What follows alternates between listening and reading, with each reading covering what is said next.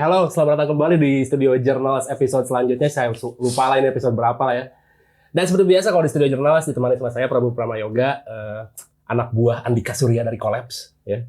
Karena dia yang punya hak untuk mempekerjakan seorang pandir seperti saya di sebuah media yang keren seperti ini. Anjir, berarti ini tandanya saya harus naik rate ya setiap interview, gak segitu lagi angkanya. Betul? Betul ya? Ya, sepakat kalian juga harus naik rate ya. Jangan segitu-segitu aja gitu. Maksudnya harganya tiap syutingnya jahat banget. Nah, sekarang sama kayak episode sebelumnya nih di Studio Jurnalis kemarin kan sempat kedatangan Morfem ya. Band gitu. Tapi kita rasa waktu episode Morfem itu terlalu chaos ya. Karena semua personilnya datang dan semuanya mengeluarkan warnanya masing-masing gitu. Jadi kita pun kewalahan untuk menghadapi mereka secara full team. Dan karena itulah sekarang band yang kita akan ngojok lagi yang kita ajak ngobrol sekarang kita dibagi porsinya ya. Jadi kita ambil saja beberapa personilnya yang mewakili band itu. Nah, boleh di close up dulu mukanya siapa? Ini kalau nggak tahu saya kenalin dulu makanya. Band ini datangnya jauh lah ya dari Bali ya, lumayan jarak tempuhnya naik darat bisa sehari semalam biasanya. Kalau naik bus naik pesawat paling 3 jam ya kayaknya. Ke Bandung ya? Ke Bandung atau ya ke Jakarta, ke Jawa Barat. Ya 2 jam. 2 jam segituan lah ya. Dan mereka kebetulan lagi menjalankan tour juga sekarang kan. Lagi dalam perjalanan nih, mengeksibisikan musik mereka terhadap khalayak ramai. Anjrot ya. Jadi udah tahu kan kalau di pekan ini siapa yang lagi tour dan band dari Bali? Mereka adalah Millennials. Sebut tangan untuk Millennials. Seru banget ya. Duh, ngobrol apa ya? Aku bingung nih sama kalian. Mungkin yang paling basic dulu aja lah. Karena sejauh ini saya belum cek terlalu banyak soal aset interview kalian ya di dunia digital. Mungkin boleh diperkenalkan dulu ada siapa di sini dan bandnya seperti apa sih Millennials dari segi musik dan dari segi identitasnya. Anjrot, identitas. Silakan. Mungkin perkenalan dulu kali ya? Iya. Oke, ada aku di sini Nadia di vokal. Ada aku Darin main drum di Mile. Terus ada teman-teman kami yang lagi nggak ikut karena lagi sibuk. Ada Made dan LL di gitar dan ada Billy di bass. Ada LL? Udah ya? Udah, LL dan Made.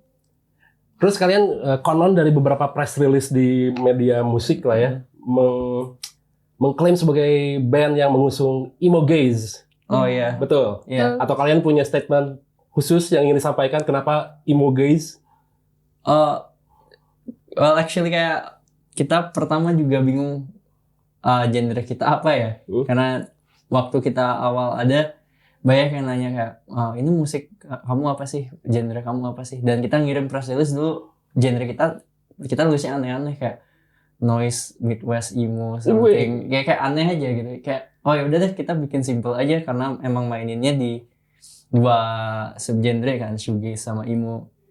Jadi ya udah makanya ya udah bilang emo gaze aja gitu. Jadi mewakili spektrum musik yang dibawakan oleh Millennials gitu. Iya, ya. Emo gaze gitu. It always revolves around that. Jadi kalian itu band emo yang gazing at something ya. Biasanya nge-gaze apa tuh kalau di panggung? A lot. Mungkin kalau teman-teman ya selayaknya band shoegaze gaze ini kan sepatu ya. Gitu. Ya gimana ya, aku sebenarnya juga baru banget buat masuk ke dunia perbandan kayak sekarang ya.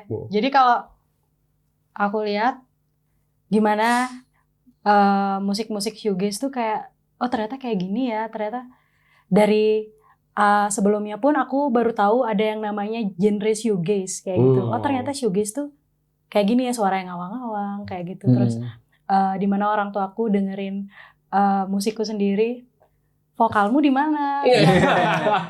Udah nyanyi belum? LL pun juga punya pengalaman tentang musik kita sendiri, yang dimana kakeknya itu kan lumayan mengikuti musik, terus kayak dikasih dengerin lagunya Millennials, terus kakeknya juga bilang vokalnya mana nih vokalnya aku nggak kedengeran kayak gitu. Oke.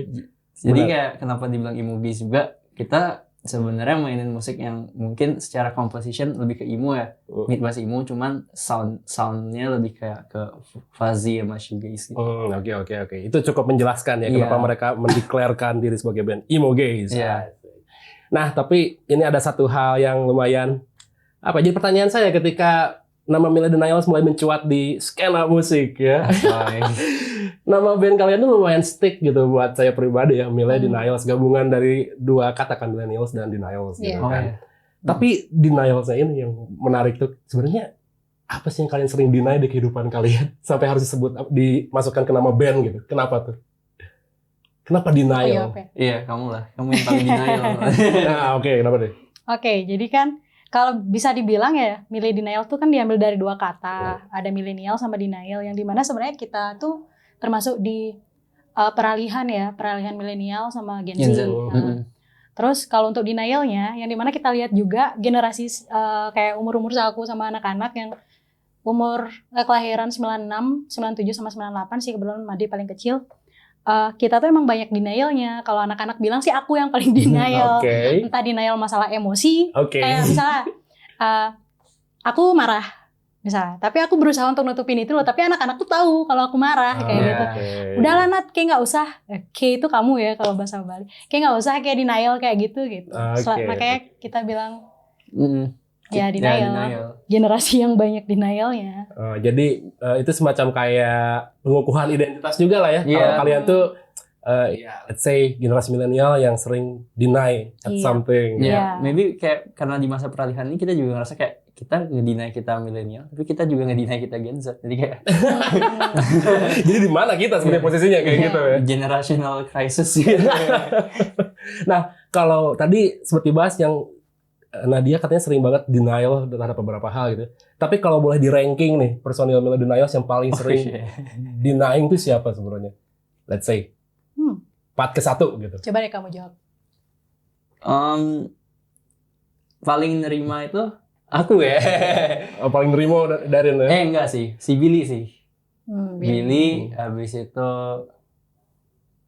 mungkin Billy, kamu, abis itu Made, iya. LL, aku gitu dong. Iya. Itu sih. Tapi dari semua sikap itu memang saling menerima ujung-ujungnya kan, karena mungkin saya melihat millennials ini kayak a band of friends lah ya. Jadi Yeah. kayak semua hal yang terjadi meskipun banyak denying tapi it's all good because we're friends. Iya. You know, Iya. Asik. Kita juga ngeband di umur yang udah quarter life ya. Jadi kayak lebih dewasa sih. Bukan lebih dewasa, ya lebih nyantai lah kalau misalnya ada masalah. Oke. Ini insight yang baru, kayaknya belum pernah dibahas di media manapun ya. Jadi terima kasih Prabu telah menanyakan itu. Iya. Terima kasih. Tolong media lain yang butuh freelance host atau freelance writer ya. Apa coba? Bisa Oke, next question nih. Selain nama band yang menarik buat saya tuh nama judul EP kalian. Five Stages of Doom, Romance. Itu kan dari buku ya kalau nggak salah. Five Stages of Grief, konsep apa ya? Iya kan? Teorinya Kubler-Ross. Kubler-Ross, oke. Tapi ini jadi pertanyaan buat saya. Memangnya seburuk apa kehidupan romansa kalian sampai harus mendeklarkan itu sebagai judul rilisan gitu?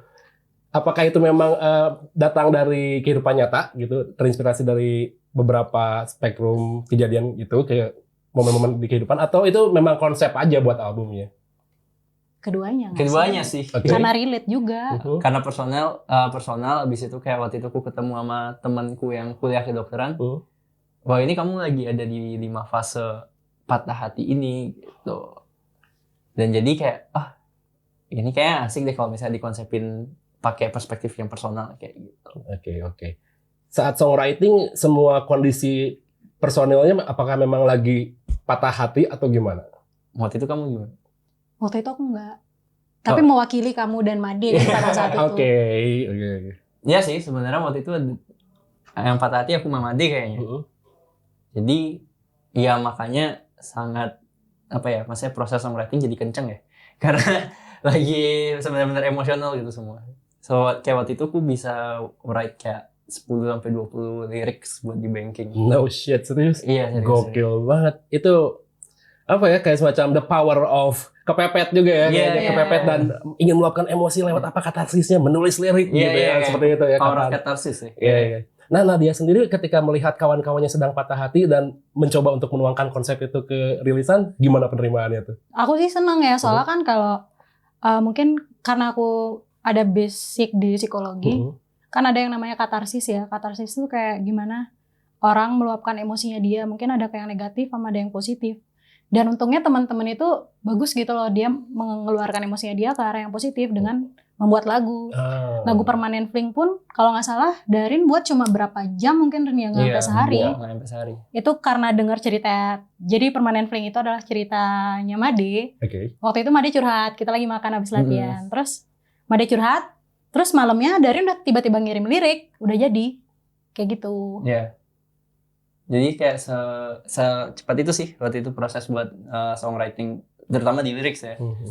Kayak waktu itu denger Made, itu aku pulang, habis itu aku kayak, oh dia tuh ngeluarin statement, seharusnya yang aku yang membuat dia tuh merasa spesial, bukan aku yang minta dia buat anggap aku jadi orang yang spesial kayak gitu. So dari wording itu aku twist kemana aja. Langsung aku nulis, jadi deh. Dan berarti millennials-nya nih sangat paham menggunakan musik untuk emotional outlet ya. Makanya emo kan. Makanya emo ya. Masuk akal. Dan relate ke emo nih pertanyaan selanjutnya. Kan sekarang emo tuh lagi gini ya, kayak bukan revival juga sih. Jadi kayak aku ngelihatnya setengah dekade ke belakang tuh term emo jadi kembali diminati kembali lah gitu ya sama beberapa angkatan muda, let's say gitu. Aduh kelihatan banget tuanya ngomongin angkatan muda, anjoy anjing. Maaf kasar, nggak apa-apa. Oke. Jadi ini pun jadi menarik ketika millennials mengangkat terminologi emo sebagai ya genre yang kalian usung gitu kan. Terus dari segi penulisan lirik pun sangat emosional sekali gitu ya. Tapi sesimpel kayak aku penasaran dari personal kalian gitu ya. What does emo mean to you guys gitu? The term emo ya maksudnya gitu. Kan selama ini kita selalu identik emo tuh musik gitu kan. Tapi what does it really mean to you guys? Kalau menurut aku emo tuh kan namanya emo ya. Emo adalah emosional. Jadi gimana kamu mengekspresikan emosimu gitu loh. Makanya mungkin orang anggap genre emo tuh sebagai ya lagu-lagu yang lebih ke patah hati kayak gitu. Jadi lebih gimana kamu mengekspresikan gimana perasaanmu aja. Dari? Kalau aku sih emo menurutku subliminal truth ya. Anjrot. Karena kayak gimana? Karena menurutku every song is an emo song. Karena kalau mau itu pop atau apa, it's always kayak involves emotional. Cuman kalau di emo music, I mean it's a different terms gitu. Dan ya itu cara kita buat jujur sih terhadap apa yang kita nggak bisa sampein. Ya udah, cuma kita bisa nyampeinnya melalui karya atau musik. Tapi itu saya setuju sih, kayak sebenarnya emo tuh lebih ke apa ya? Ke kata sifat kali ya, kayak pelengkap suatu objek atau subjek gitu. Jadi ketika banyak orang mengasosiasikan emo dengan genre musik gitu yang soundnya seperti ini, visualnya seperti ini gitu. Basically every music is emo gitu kayak karena it comes from heart gitu kan. Itu boleh diingat ya oleh kawan-kawan yang nonton nih. Emo tuh bukan sebatas kejayaan eyeliner dan My Chemical Romance ya. Bukan ya. It's all about feeling gitu ya. Jadi kadang banyak yang terlena dengan hal itu gitu ya. Kayak mereka mendefinisikan emo sebagai musik gitu. Tapi kalian sendiri dengan mengusung emo, apakah memang setiap harinya apa ya? Bukan terasa emosional, lebih tepatnya mungkin banyak merasakan grief atau kemurungan gak sih? Kayak soalnya itu citra band yang kelihatan di millennials sih dari lirik dan brand identity lah, let's say ya gitu. Band identity bukan brand identity, band bukan brand ya. Asik. Gimana tuh? Apakah kalian setiap hari memang kayak merasakan keresahan gitu? No, kita orangnya apa ya? Enggak sih, kita lagu kita emo, cuman hari-hari kita hahaha banget. Bercanda terus ya, mungkin karena apa ya bilangnya? Kayak ya udah, kita udah sadar nih hidup nih udah emang sepantasnya jalannya lika-liku. Jadi ya udahlah dijadiin komedi aja gitu, jadiin buat fun aja gitu.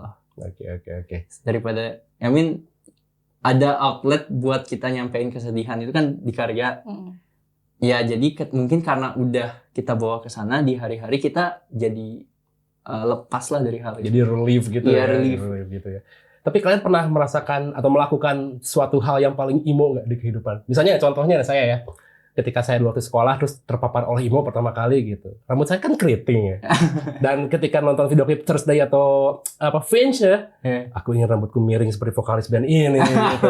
Aku mencoba meluruskan, tidak bisa ternyata ya rambut aku. Itu kan kayak ya emo thing lah yang dilakukan ketika menyukai musik itu gitu. Kalian sendiri ada nggak momen kayak gitu tuh? Dari dia dulu mungkin. Enggak sih aku. Made kali ya yang sempat lurusin rambut itu loh. Anjir, diri bonding gitu. Iya. Padahal rambutnya dia yang kayak ngembang banget, yang banyak banget rambutnya tebel, terus dipanjangin, terus dia di rebonding waktu dia kuliah di Aussie. Oke. Ya, some way of kayak gitu sih. Cuman tapi kita enggak. Aku mungkin dulu waktu SD sempat sih kayak gaya kayak pingin ya gaya TRL core gitu. Oh, TRL core. Iya. Yang pakai baju Macbeth sama Atticus. Iya. Habis itu pakai celana Dickies. Habis itu tapi dicilak matanya. Jadi ada fase itu mengalami juga ya dari dia. Mengalami. Itu berhentinya kapan tuh fase itu? Nah, itu cepat kok, cuman pas SD. Maybe ya waktu di zaman pubertas juga sering sih kita yang kayak nge-tweet tentang perasaan gitu. Ya secara belak-belakan habis putus nih misalnya kayak gitu. Zaman alay lah. Menarik juga nih soal emo, kayak kita jarang banget dengar perspektif emo dari ya let's say generasi yang terbaru ya, karena selama ini kita selalu dijali oleh info emo dari abang-abangan. Jangan di-cut. By the way, kita next ke topik selanjutnya nih. Kalian kan datang dari Bali ya. Kayak mungkin kebanyakan orang di ceruk musik selalu ingat Bali itu terhadap genre musik yang spesifik lah, let's say. Kalau angkatan aku yang tuir nih, ingatnya tuh pasti kayak ke band-band ya kayak Superman is Dead, Suicidal Sinatra gitu kan, Rockabilly, and all that kind of thing gitu. Tapi beberapa tahun kebelakang akhirnya mulai banyak band-band yang dari genre lain kayak Dive Coed, kayak Jangar, Roll Fast gitu kan, dan kalian gitu, The Niles yang mewakili generasi terbaru ini. Tapi di Bali itu ada nggak sih kayak semacam satu daerah yang spesifik dengan genre musiknya sendiri? Ada nggak sih? Kalau di Bandung misalnya Ujung Berung identik dengan metal gitu. Di Jakarta, di timur identik dengan hardcore atau skinhead. Ada nggak di Bali kayak gitu? Ada dong. Gimana? Boleh jelasin nggak? Kuta Rock City. Anjing. Tapi sekarang kita masuki ke wave baru, kita ganti namanya jadi Kuta Post Rock City. Anjir. Sebuah statement ini. Oh, di Kuta emang identik dengan yang seperti itu? Apanya? Iya, maksudnya dengan ada ya kan di popis ya gitu di. No, I mean they kind of have a good branding pada waktu ya. Maksudnya kayak melekat banget sih Kuta Rock City itu, dan statement ingin Balifornia kan pada waktu itu. Kutafornia ya. Iya itu lah pokoknya. Kutafornia ya. Jadi kayak semua wave band yang waktu Mas Prabu bilang itu kan ya kayak ke punk rock kayak gitu-gitu, rockabilly. Kalau sekarang sih I think untuk specific area dan punya genre kayak gitu kayaknya udah enggak. Bukan enggak sih, belum ketemu aja sih kita yang kayak gitu. Karena udah ngeblend, udah jadi melting pot gitu. Kalau dari segi diferensiasi secara sound musik sekarang di Bali emang yang lagi rame genre apa nih gitu? I can say kayak kalau jujur di wave yang sekarang aku sih lebih ngerasa ada yang namanya baru. Itu aku yang nemu ya, Annabelle aja ya, alternative revival. Oke. Jadi dulu kan dominasi band Bali sebelum Roll Fast Jangar itu lebih ke metal, punk, hardcore kan. Roll Fast Jangar datang, ada rock, itu stone rock itu setengah dekade belakangan ini. Nah, pas itu baru nih pas kita ada Dave Colet, itu dia masih sendiri dulu sih, shoegaze. Habis itu mulailah muncul band kayak kita, habis ada band Sugar Trails. Ya. Nah, itu baru mulai makin kesini mulai kelihatan nih ada band indie pop, alternatif. Udah mulai berwarna gitu. Kalau dari segi crowd sendiri mulai nyampur gak sih kayak identitas penontonnya tuh kayak nggak cuma datang dari satu segmen musik aja, kayak mulai berwarna nggak sih? Iya, mulai berwarna. Jadi kayak udah mulai sih kayak yang misalnya personal band hardcore dia punya side project alternatif kayak gitu. Udah nyampur, udah mulai mix, dan udah kita sih lebih, kalau yang angkatan sekarang sih lebih suka banget sama yang namanya cross genre. Betul. Jadi kayak nggak stick di satu genre aja gitu, show tuh kayak emang semuanya nyampur dan bersenang-senang lah ya. Tapi ada nggak sih kayak gesekan tuh might be not the right word, tapi ya mungkin seperti itulah ya. Let's say kan Bali dengan culture rockabilly dan punknya mungkin kaget nih melihat wave kalian yang baru gitu. Pernah mendengar opini miring soal kemunculan band-band dari wave kalian nggak? Dari golongan yang itu? Pernah ya? Nggak berani. No, we can say that kayak meskipun misalnya ada pembicaraan seperti itu, tapi kayak kita tetap support aja sih, kayak maksudnya nggak sampai kayak menjatuhkan kayak gimana, which is kayak go in our lane aja gitu. Tapi sejauh ini kalau misalnya ada gigs yang campur gitu ya genre-nya, mereka selalu bergabung juga nggak sih genre-genre yang old school ini? Gabung sih. Iya. Gabung kok. Terutama kemarin gara-gara Picha Fest itu. Jadi kayak itu bagusnya adalah semua genre yang ada di scene Bali itu sekarang udah ketemu di sana. So it's the melting pot itself. Oke. Oh, buat kalian yang nggak tahu tuh Picha Fest itu acara festival yang itu annual nggak sih di Bali itu? Ya, Annual kan. Itu lumayan bagus, eklektik pilihan artisnya dan ya keren lah ya. Saya juga pengen suatu hari nonton ke sana tuh ke Picha Fest. Ngomongin festival nih, kalian kan kemarin main di sebuah festival yang disponsori minuman beralkohol ya. Nah, dengan jenjang waktu kalian berkiprah ya terbilang masih cepat lah ya. Gimana rasanya main festival dengan durasi secepat itu tadi? Aku sih bangga banget ya. Asik. Tapi memang pada saat itu gimana ya? Waktu itu tuh berdekatan banget ya, kebetulan festival yang Picha Fest itu, terus lagi seminggu depannya ya, selisih seminggu langsung main di festival itu. Itu sih suatu pencapaian yang sangat besar sih menurut aku, buat aku dan teman-teman. Kita tur belum, tapi kayak udah diundang, maksudnya diajak buat main ke festival kayak gitu, bangga banget. Kalau Darren gimana? Jujur waktu di Picha Fest kita sebenarnya mainnya jelek banget ya. Karena grogi. Jangan dibocorin padahal biar orang-orang anggapnya bagus aja gitu di Picha. Enggak apa, jujur lah. Gimana? Ya akhirnya ya udah di pros sih punya motivasi yang beda ya. Even itu kita main pertama itu. Cuman ya kita tahu sih ditonton sama 10 orang, tapi kan kita nggak tahu siapa 10 orangnya itu kan. But it's fun, seru banget sih di pros. Apakah main di festival itu salah satu goals kalian ngeband nggak? Kayak you want to play in bigger stage gitu? Pasti iya. Ya, who doesn't nggak sih? Oke. Cuman to be honest, untuk dalam waktu sekarang ini somehow aku satisfied sih main di gigs karena lebih intimate, dan kita juga lahir mungkin dari gigs ya, dan kita juga di awal-awal karena kita waktu itu band baru, kita tahu nih belum ada yang undang, so we make a DIY movement, bikin gigs selalu kayak gitu di setahun pertama kita, bahkan sampai sekarang kayak gitu. Jadi lebih ke balance sih, mau festival mau gigs kita have fun with it aja. Tapi harus milih nih, mending gigs atau main festival? Apa yang lebih intimate? Festival rasa gigs? Nggak bisa juga sih sebenarnya.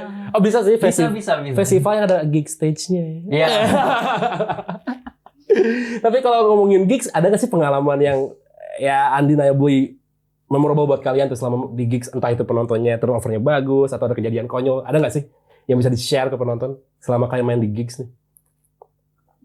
Yang paling memorable sih waktu kita share waktu itu rilis 5 stage. Oh iya. Oh, rilis partinya Iya, itu. itu di Gimme Shelter kebetulan. Terus waktu itu kita kayak kita masih baru, dan itu adalah EP pertama dari Mile, dan kita nggak expect yang datang bakal sebanyak itu. Full house. Iya.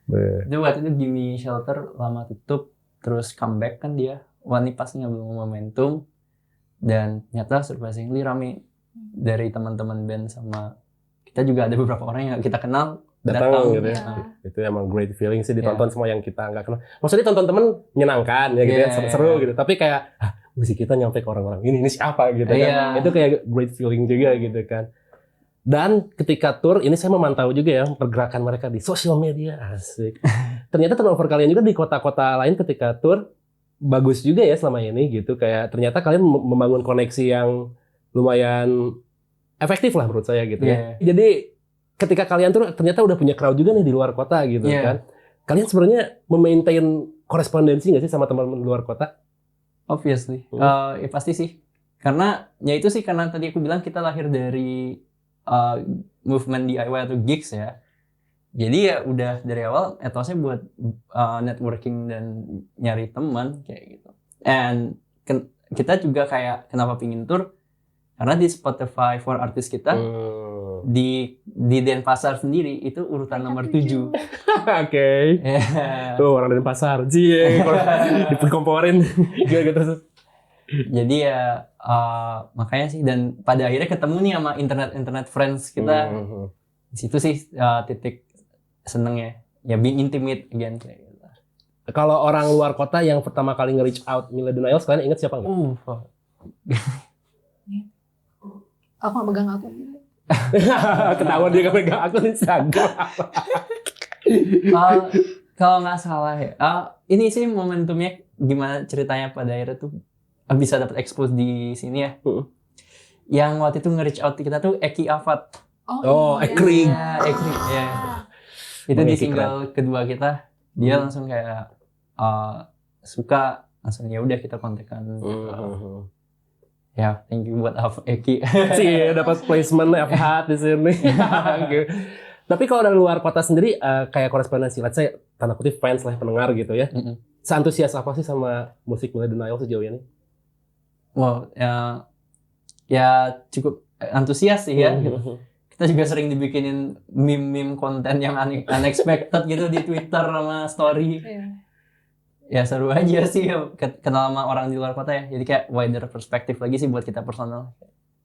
Oke, menarik juga itu. Itu bukti kalau korespondensi di ngeband itu penting ya sebenarnya. Kayak banyak yang mikir tuh ngeband cuma sebatas bikin lagu, rekaman, manggung, that's it gitu kan. Padahal kan there's so much more gitu yang bisa dikulik kayak there's so much more than that. Kayak banyak koneksi baru, teman-teman baru gitu ya. Dan itu bakal pace of eventually gitu loh di akhir hari kayak mungkin kita tidak sebesar band itu tapi kita punya bonds of friendship yang bagus. Itu band bener anjing. Itu band bener lagi. Udah mulai terus kita yang rada aneh-aneh pertanyaannya biar ada gokil. Ini rada random sih baru kepikiran. Kan sekarang beberapa tahun kebelakang lagi musim ini ya ada tren orang luar kota pindah ke Bali. Iya nggak sih? Untuk alasan healing, ingin healing ingatan. Ya kan lagi banyak yang pindah ke Bali dengan dalih dia ya healing, dia ingin mencari suasana baru di Bali gitu ya, menjadi Canggu community gitu. Menurut kalian sebagai yang ya warga Bali ya melihat fenomena itu seperti apa tuh? Invasi orang luar kota datang ke Bali, bagaimana? Jangan ditahan, silakan keluarkan saja silakan. Mungkin ada dua perspektif ya. Yang positifnya sih aku seneng ya karena habis pandemi akhirnya Bali bisa rame lagi. Ya terus kayak gimana banyak juga kok kayak sekarang kan lagi zaman TikTok ya. Banyak juga orang-orang yang pindah ke Bali itu buat konten TikTok gimana budaya Bali, kayak gimana ya saling menghormati dan lain-lain, gimana keramahan orang Bali ke orang luar. Cuma dari segi negatifnya orang Bali pun juga terlalu mengagung-agungkan orang luar. Sempat viral juga di Twitter kalau nggak salah kemarin, berapa hari lalu ya, yang ada di mana orang mau nyewa motor. Iya kan? Orang mau nyewa motor, padahal dia udah sempet kemarin berapa bulan lalunya, pokoknya sebelumnya dia udah sempet sewa. Terus dia bilang mau nyewa motor, terus dibalas sama tempat sewanya. Sekarang kami udah tidak menyewakan motor untuk orang lokal. Aneh kan? Diskriminatif ya. Inferior kompleks lah ya. Let's say kayak gitu. Ya walaupun emang nggak banyak sih, cuma 1-2, cuma kayak sangat disayangkan. Oke. I mean waktu pandemi mereka going local nih, minta tolong sama orang lokal, dan sekarang ketika udah normal, udah mulai banyak sih di sektor pariwisata tuh yang kayak ya balik lagi inferiority kompleks tuh. Oke. Wah ini insight baru juga. Terus kalau menurut kalian sendiri nih sebagai orang Bali, kan Bali identik dengan banyak wisatawan ini ya asing ya. Kalian sendiri punya encounter yang lumayan gokil nggak dengan wisatawan asing selama tinggal di sana? Soalnya kan banyak berita kayak no offense bule gila gitu ya, banyak bule gila gitu. Nah kalian sendiri punya pengalaman seperti itu nggak di sana tuh? Pernah. Yang paling kecap itu waktu itu aku sih lagi nongkrong di Kismin Kartel, itu ada bule gila, bener dia marah-marah sendiri. Bahkan yang paling absurd adalah dia nyanyi lagu Bali. Dia nyanyi lagu Bali tapi sambil marah-marahin kita dengan adanya itu kayak gitu. Terus kalian lagi manggung maksudnya? Bukan, Enggak. lagi nongkrong. Ya si bule itu dia nyanyi lagu Bali. Awalnya dia nge-rap gitu. Nge-rap UK Garage kayak Skepta gitu. Besok random dia ganti lagu pakai ke lagu Bali nih. Nih aku ada lagu buat kamu. Nyanyiin lah lagu Bali itu, tapi kayak sambil marah-marahin kita. Aku kayak gimana ya, lucu aja ini bule kayak gitu. Kalau Nadia sendiri ada nggak pengalaman kayak gitu? Aku sih enggak ya. Selama ini? Selama ini belum ada. Tapi intensitas bule gila di Bali itu banyak banget gitu sebenarnya. Banyak banget. Iya, sebenarnya ya. Kan ada akun Canggupul tuh. Iya, Di bisa sana, dicek aja sih. Akun apa? Canggupul. Canggupul coba aja lihat. Jadi kayak banyak banget orang-orang nge-tag kalau ada apa ya kejadian kayak bule-bule gitu. Oh, kalau akun Instagramnya kayak apa sih? Aduh, bukan Shibuya Meltdown, ya itulah kegokilan di Jepang kayak gitu ya. Kayak Shibuya Meltdown. Ya kayak gitu-gitu, tapi ini khusus untuk bule gila di Bali ya. Canggupul namanya. Anjrit lagi kayak gitu-gitu ada. Sama ada nih akun yang NFT namanya Bali Metaverse kalau nggak salah. Itu kayak dia mengkarakteris tipikal bule yang ada di Bali gitu. Jadi ada yang dari fake guru yoga, habis itu ada digital nomad, ada bule yang alpha yang kayak gitu-gitu. Dikarakterin sama dia kayak Pokemon gitu. Android Pokemon lagi. IG-nya sumpah. Ini ada anggapan menarik juga sih kayak kita teman-teman di Bandung lah terutama ya.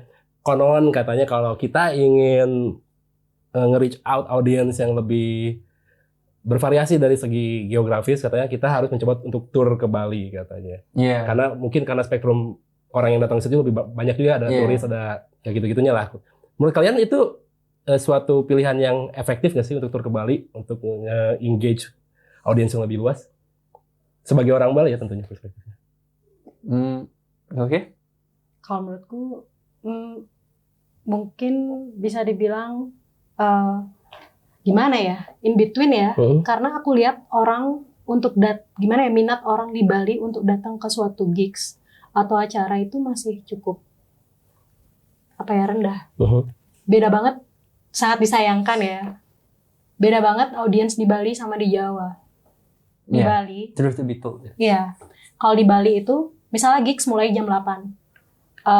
Orang-orang tuh datangnya tuh bisa jam 9, jam 10. Oh, ngaret. Iya, jadi terpaksa acaranya jadi ngaret. Karena kan nggak mungkin band main belum ada audiens juga kan. Dan aku tuh sangat tercengang sih sama anak-anak karena kita main pertama kan di Malang. Waktu di Malang tuh jam berapa open gate ya? Jam 2 ya? Jam 2 open gate, itu jam 1 udah banyak banget orang datang. Jadi kita main band kedua apa ketiga kayak udah rame banget. Dan kita kayak wow, ternyata kayak gini ya. Nah, aku rasa sih, makanya aku bilang kayak antara efektif dan tidak mungkin ya.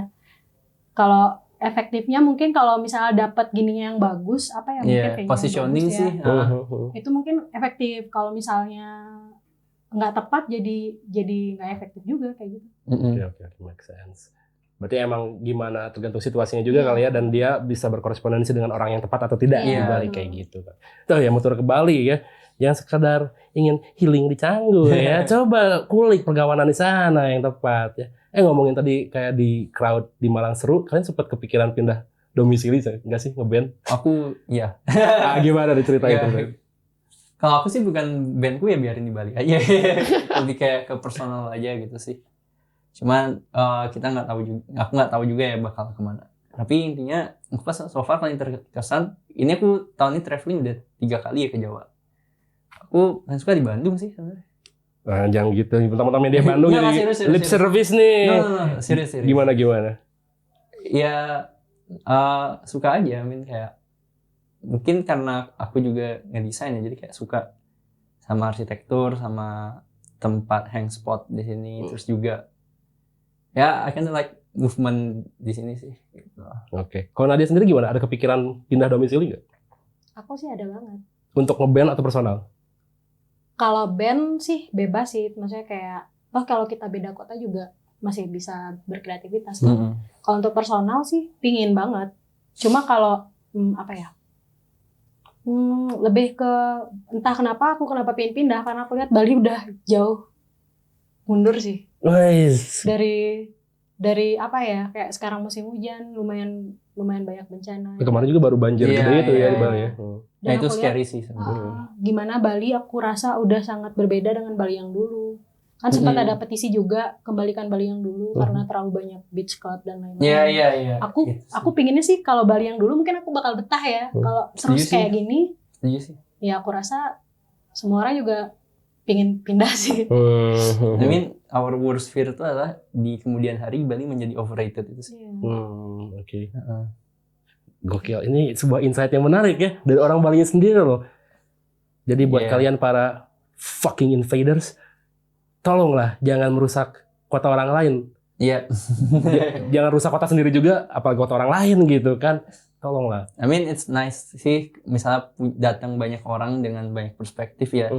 Cuman ya kembali lagi kita juga nggak tahu mentalitas kita yang salah pakai gimana.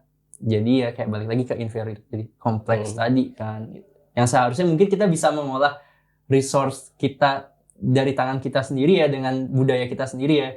Cuman karena udah orang lain yang ambil opportunity itu, so it's getting fucked up sih menurutku. Fucked up. Saya kencengin ya biar kedengaran. Fucked up. Fucked up.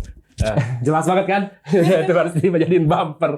Ini udah terlalu serius nih. Kita harus mulai sesuatu yang menyenangkan di studio. It's okay, nggak apa-apa. Tapi ini dia. Journals Pop Quiz. Yeay!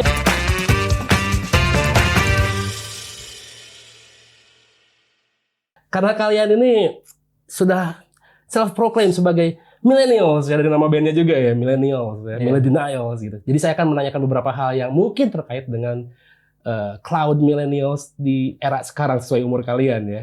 Jadi kalian pilih salah satu, kenapa itu dijelaskan. Oke, udah siap? Oke. Siap nggak? Ngantuk bang? Oke, pertanyaan pertama. Ini lumayan gila ya kalau bahasa Sundanya, tapi patut dipertanyakan karena ini tren yang lumayan menggelikan buat saya ketika melihat tren ini di golongan teman-teman kami yang golongan milenial ini ya. Pertanyaannya adalah saus barbecue atau mentai? It's so millennial, right? Barbecue. Kenapa? Karena kalau mentai terlalu banyak aku enek. Make sense sih. Kayak mentai itu keju bukan sih? Iya keju. Keju kan? Mayo. Mayones. Oke, that's gross. Jadi saus barbecue ya. Oke. Darren? Me the same. Same answer, same reason. Tapi ini ada tren yang sedikit beradab lah ya di milenial ini. Ada satu yang bisa diapresiasi ini. Tapi saya penasaran akan opini kalian. Kalau harus pilih antara meditasi, namaste, atau piknik, kemana? Aku pilih meditasi. Kenapa tuh? Karena jadi dulu aku sempat sih rutin meditasi itu tahun 2018 ke 2020. It helps me a lot sih. Getting calm. Habis itu juga ya kayak jadi kayak ngerasa gini aja sih, confident kayak jalanin hari karena apa ya?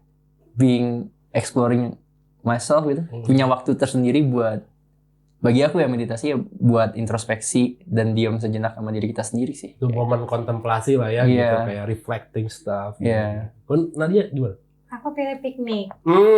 Menarik dan berbeda ya opininya. Kenapa nih piknik nih? Karena aku rasa waktu untuk piknik mungkin sama orang-orang terdekat itu sudah sangat susah buat didapatkan sekarang. Ya, karena kan kesibukan juga ya, banyak kayak kerja atau ada gigs dan lain-lain, terus ketemu teman-teman dekat yang dekat banget sama aku itu udah jarang. Jadi aku rasa aku akan pilih piknik. Oke, menarik. Itu sharing cerita atau apa. Boleh dikasih kisi-kisi nggak buat kawan-kawan yang nonton kayak yang ingin mulai meditasi itu apa yang harus diambil langkahnya? Niat ya sih yang pasti harus niat sih, and then kayak try to find some tutorials on YouTube dulu how to meditate, mungkin cari cara yang pas, and then ya udah just sit on your bed and just meditate. Kita harus coba sekali-kali meditasi ya biar lebih mindful gitu, biar peace banget ya, karena di Bandung ini kita sudah terlalu jengah dengan suara angkot goblok. Ngomong fuck jadi udah ngomong fuck lagi gak apa-apa lah. Oke, pilihan selanjutnya nih. Ini masih terkait dengan apa ya? Tren di millennials lah ya. Kita ngomongin pop culture. Oke, kalau harus milih antara K-pop atau J-pop yang mana? Oke. Aku nih. Hah? J-pop. Apa? J-pop. J-pop? Itu Jepang kan? Iya, Japanese pop ya. Ya, J-pop. Kenapa J-pop?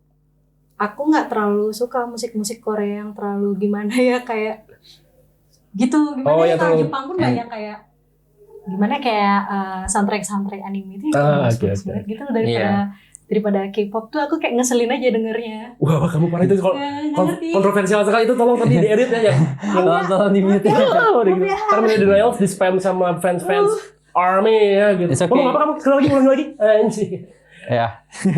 tapi maksudnya aku paham sih, kayaknya J-pop tuh lebih fokus di harmoni vokal ya, Iya, melodi ya ah. gitu kan. Kalau K-pop biasanya dia ngambil inspirasi dari dance music gitu loh. Iya, lebih ke dance Iya, Iya music nggak sih? bener-bener. Iya kayak EDM, dub kayak gitu-gitu.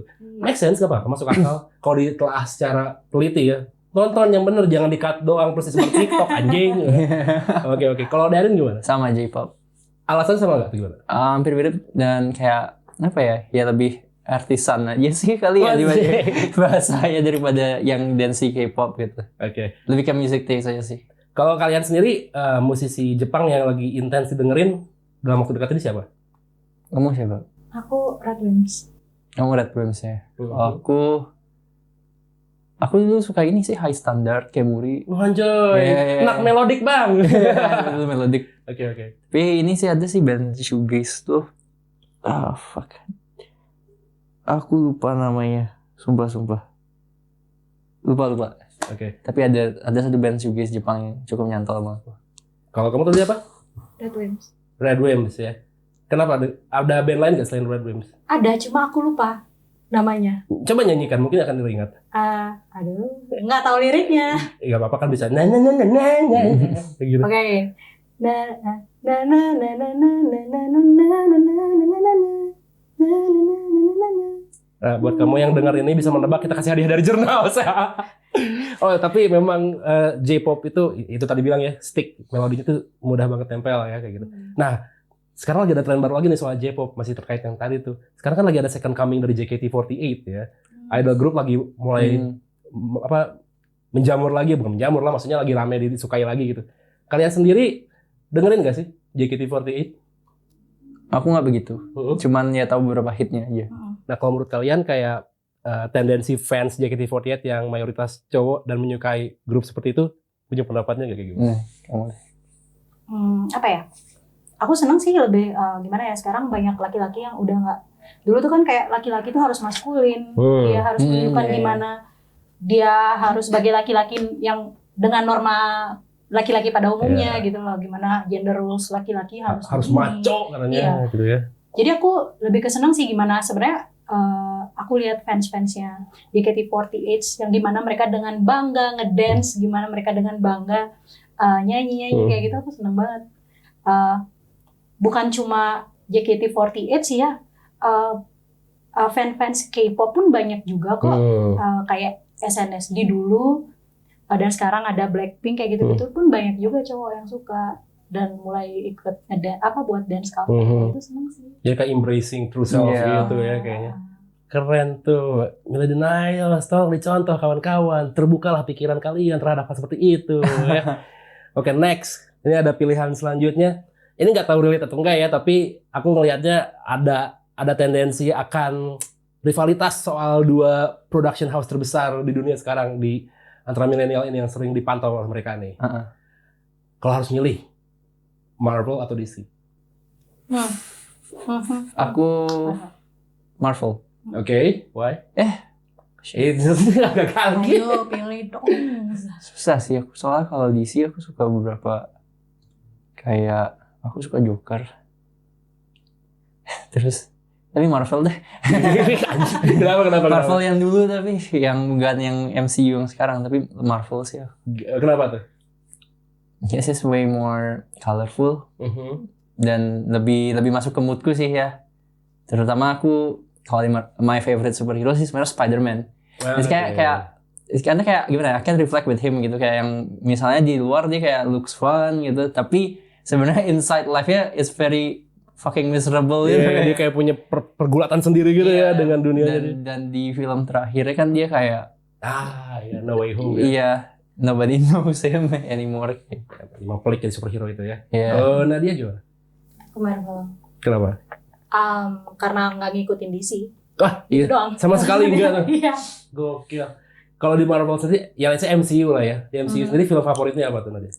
Iron Man yang pertama. Anjir, the film that changed everything. Iya. Gokil. Soalnya aku agak nggak terlalu suka film yang gimana ya.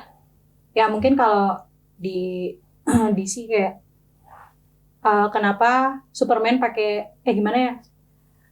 Pokoknya kayak banyak yang nggak make sense aja di dunia nyata gitu loh. Tapi kalau Iron Man itu kan teknologi memang bisa berkembang. Mungkin kita nggak tahu bakal sehebat apa ya teknologi nanti ya. Jadi kayak lebih make sense aja. Jadi emang narasi ceritanya lebih masuk akal lah ya Iya. gitu. Cara mendapatkan kekuatannya, let's say origin story-nya. Iya. Origin story-nya Aku lebih gitu. suka yang kayak gitu sih.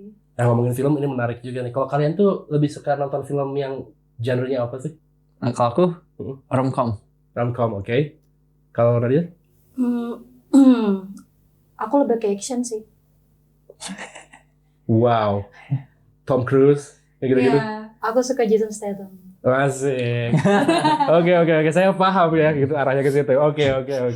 Kalau romcom sendiri, Darren, film terbaik menurut Darren romcom apa tuh? Oh, of course lah 500 Days of Summer. Oke, kenapa?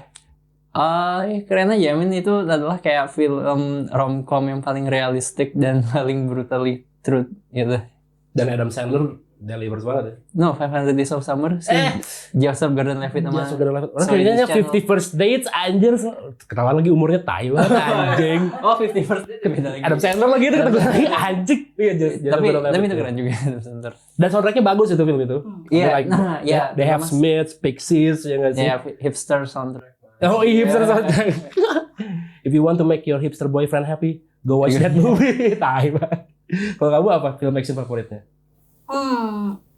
Aku action favoritku gini Tekken, tapi bukan Jason Statham yang main. Yang Tekken 1 sama yang paling keren sih yang pertama ya. Oke. Ya keren aja udah Dari segi apanya nih? ceritanya. Oh, kirain dari segi karakternya gitu. Ceritanya karakternya sih aku gimana ya? Kayak John Wick aku suka, cuma karena aku Keanu Reeves aku rasa udah tua dan actionnya kayak udah nggak sekeren dulu ya, tapi alur ceritanya sih keren banget. Aku lebih mikir ke alurnya sih, kayak aku suka yang kayak plot twist yang kayak gitu. Asik, berarti kalian kalau mau bikin millennial seneng, ajaklah mereka nonton film favorit mereka ya. Iya. Jadi Nonton bareng 500 Days of Summer. ya, dan nyanyi Pixies bareng-bareng ya. Dan siap di PHP-in all the time. Oke, last question for this pop quiz. Ini simple sih, kita kembali ke roots kalian sebagai band ya. Music, enjoy music. Kalau harus milih nih, emo atau shoegaze? Kita bisa merasakan intensitas mereka kebingungan untuk memilih. Emo. Yeah, I'm going with emo. Oke, kenapa? Kamu aja deh jawab. Karena I don't know, aku lebih relate sama movement subculture-nya emo sih. Gitu. Dan setelah aku juga ngeliat playlist, I mean I listen with a lot of shoegaze, tapi lebih banyak dengerin emo sih. Dan ya gitu sih, aku juga lagi ngedigging movement mereka dari awal kan, dari 90s emo yang kayak ada Drive-In, ada Mineral, terus Promise Ring, sama Cap'n Jazz. Kayak gitu. I mean, aku lebih relate sama, karena mungkin aku anaknya lebih lirik ya. Jadi aku lebih suka denger emo sih. Oke. Kamu pun emo? Iya. Karena apa? Karena Darren said so? Simpelnya sih, kalau emo banyak mungkin ada orang-orang yang relate sama kisahnya dia. Aku suka banget lihat mereka singelong. Gimana dapat vibes-nya mereka. Oke. Yeah. It's way more personal gitu ya kalau emo It's ya. way more personal sih. It's so great to have Millennial. Tepuk tangan dong buat mereka udah jauh-jauh dari Bali ya ke sini. Sebenarnya nggak dari Bali juga sih. Kalian kemarin dari mana dulu tuh? Kita kemarin Dari Bandung juga. Dari Jogja sebenarnya ke Bandung juga sih kemarin ya di program radio sebelah mereka nih. Anyway, makasih banget udah datang ke Studio Jurnalis. It was fun to talk to you guys gitu, dan semoga leg terakhir tour ini bakal lebih hacep ya, lebih menyenangkan, dan kalian pulang membawa cerita yang lebih seru lagi. Dan tadi ada cerita off the record yang kalian gak bisa denger ya. Kayaknya tunggu aja, ada momennya mereka bakal bercerita soal momen-momen off the record. Amin. Dan kita bakal tunggu karya selanjutnya. Makasih banget Millennial, semoga lancar terus ya urusan-urusan kedepannya. Dan buat kamu juga makasih udah nonton ngalor ngidul gokil sama saya bersama Millennials di episode Studio Jurnalis terbaru ini. Jangan lupa buat like dan subscribe channel Studio Jurnalis dan juga baca artikel-artikel seru dan menarik soal pop culture dan lainnya di journals.com ya. Bener gak sih journals.com? Mulai aja lupa ya ngaco. Di situ karena banyak banget info terbaru dan juga update-update dari dunia popular culture itu terdapat di website itu. Dan saya Prabu Pramayoga. Terima kasih telah menonton Studio Jurnalis yang kali ini. Episode ini disponsori oleh Caps Lock.